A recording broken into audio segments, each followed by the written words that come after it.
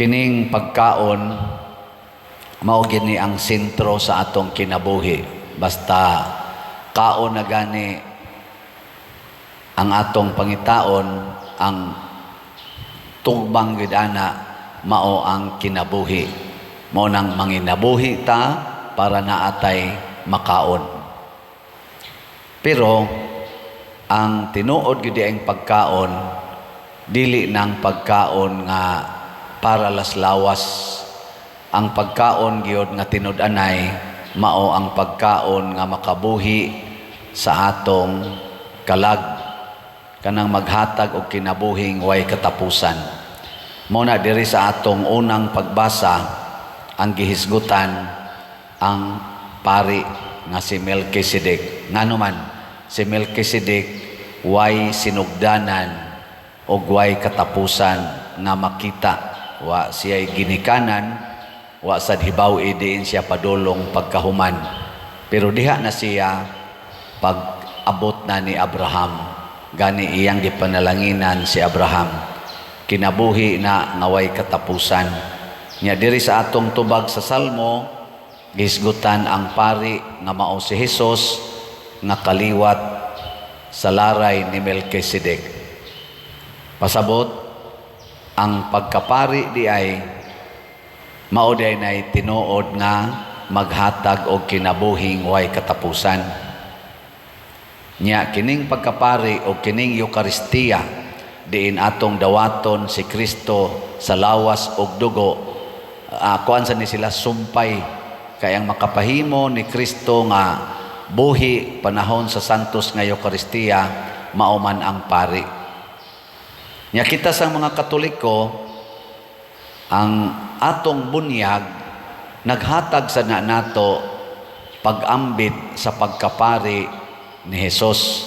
So kung atong i-connect sa Ebanghelyo, si Hesus mao'y pari, iyang gihimo ang pan ug ang isda nga ang 5 ka pan ug 2 ka isda nga makabusog sa tanang tao, pero nigamit siya og mga apostoles. Humanyag pikas iyang gihatag sa mga tinun-an nga ilang gidistribute ngadto sa katawhan. Muna kami sang mga pari sama nako nahimo sad kong kaliwat ni Melkisedek, niambit ko sa pagkaway katapusan, way sinugdanan sa pagkapari ni Kristo, ug mao ni ang makabusog sa kalibutan. Ang gigutom nga kalibutan mabusog pinaagi niining maong pan, nining maong pagkaon nga ihatag ni Kristo. Kining Eucharistia mao ni siya ang simbolo sa pan. Pero sama sad sa mga apostoles, pag-abot na gid silang kinabuhi, sila mismo nahimo sang pagkaon ngadto sa uban, o giunsa man nila pagpakaon ang mga tao sa dihang wa na si Kristo. Ilang gipuy-an ang ilang kinabuhi isip mga pari. Di ba ang pari magitig pakalawat, no?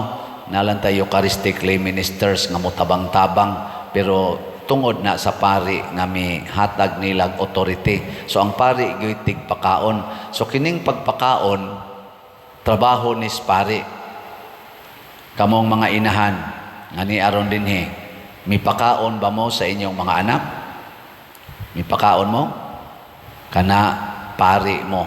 Ang amahan, mipakaon ba sa mga anak? Kana pari sagka. Unya unsaon man kung ang atong mga leaders sama sa atong mga politicians dili na mo pakaon sa mga kabos, di na sila pari nga laray ni Melkisedek, pari na sila yawa. Mao na nailisod mahimutang pari sa yawa. Nilinghay mong tupad. Nakinsa man kang pari ron. Pari ka ni Hesus o pari siyawa. Nana. Nindot kay na siya kay makacheck ta. Mao bitaw nga ang pari doon na siya duha ka functions nga akong isigig tudlo. Og unsa may function sa pari or functions kana yung double A, ampo ug antos. Ang ampo kining mga pangadjion, kining misa nya inig-translate ni ini adto na nis pag-antos ug unsa may antosono nato ang pag-alagad sa atong isig katao, ang pagpakaon. Alagad pagpakaon nila og pagkaon nga langit nun og pagkaon nga lawas nun, kana ihatag ina nato. Unsa maroy gikinahanglan sa atong parokya? Unsa man? Slot. Nya kamo sang naay slot, inyong pakanon ang parokya, namo ikapalit og slot. Atong si Tio para tukod atog balay kay kuwangan pamtag balay. O sige patarog koan. Hatag katong slot nato sa miaging pista. Bahala nagwa to mahurot. Basta wa na to. Close na to. Pero karon ato si Tio O inana. Sige lang yapon taghatag haron ma-exercise ang pagkapari. Kanang inyong silingan nga gigutom, kanang inyong silingan nga way balay, og inyo nang butangag balay, takuran ninyo arang-arang nga balay, nya inyong pakanon, na-exercise ang pagkapari. Nya diha ka mag-antos. Nga naman, ang atong kwarta, ang atong bahandi, mahurot-hurot magina kung ato yung tabangan ang tanan nga mga gigutom. Sama din sa atong misa, ang Eucharistia, ang atong hostiyas, mahurot gina tungod kay naay daghang mukaon kuyog nato. Pero ay kabalaka, ang Ginoo say mohatag ana og bendisyon aron di ta mahutdan. Og giunsa man ni Kristo ang ilang pagpakaos pan og isda, dunay sobra nga 12 kabukag. Maunay buhat sa Ginoo. Maunay kahibulungan nga buhat sa Ginoo. O kung nakasintro ta diha og nagbuhat ta, wala na tayong hahanapin pa. Mahimo sa tang lawas og dugo ni Kristo ngadto sa uban. Tawgo na sa tag Corpus Christi. Kaya nga naman, nahimo sa tang pagkaon, nahimo tang pari ngadto sa atong isig katao.